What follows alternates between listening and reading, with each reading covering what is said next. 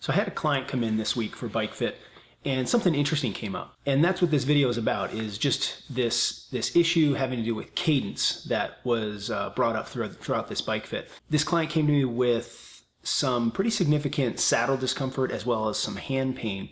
And it only happened when she was riding on easier rides, what she called her easier rides.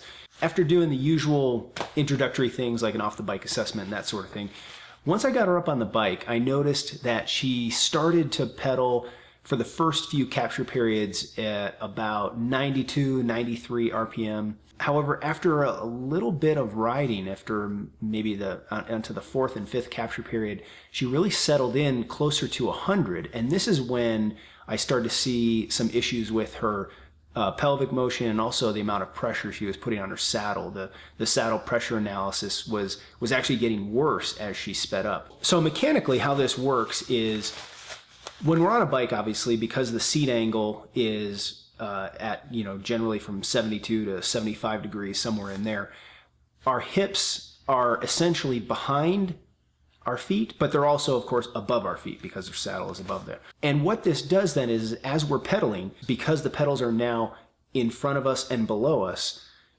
according to Newton's third law of motion, what happens is the pedal is pushing back against us, and it's pushing us then, since we're pushing down and in front of us, it's pushing us up and back. And this is really important because the pedal pushing back up against us is what helps to unweight us on the saddle, and it provides a little relieving effect for our seat.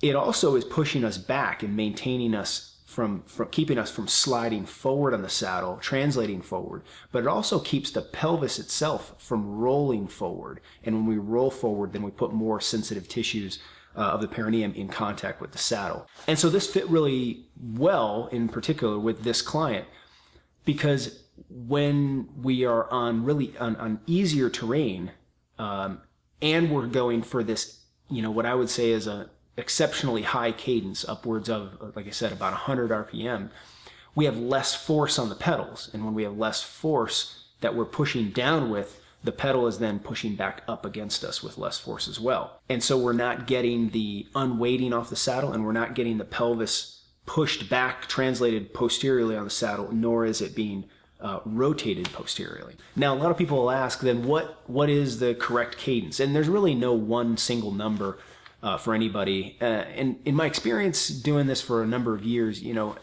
I've found that people can be perfectly healthy anywhere from 80 RPMs up to 100, I would say. I mean, even below 80, you're probably not going to, cause any serious issues. Why do people go with higher cadence? It's gained a lot of popularity in the last 20 years, especially because of the Tour de France. And it makes sense for a Grand Tour rider because higher cadence requires more of the respiratory system and less of the muscular system. There's more of a respiratory cost than a muscular cost with high cadence. And, our respiratory system can recover from an effort in just a few hours, where if we go the opposite direction and go with a very low cadence, which stresses the muscular system can take days to recover. So you're basically going for the quicker recovering part of our body or organ.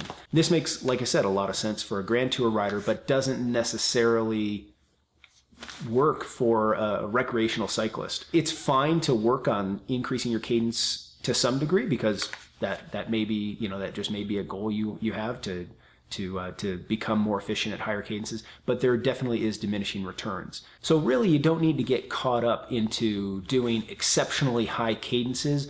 In this case, more is not always better, but I would moderate it a bit.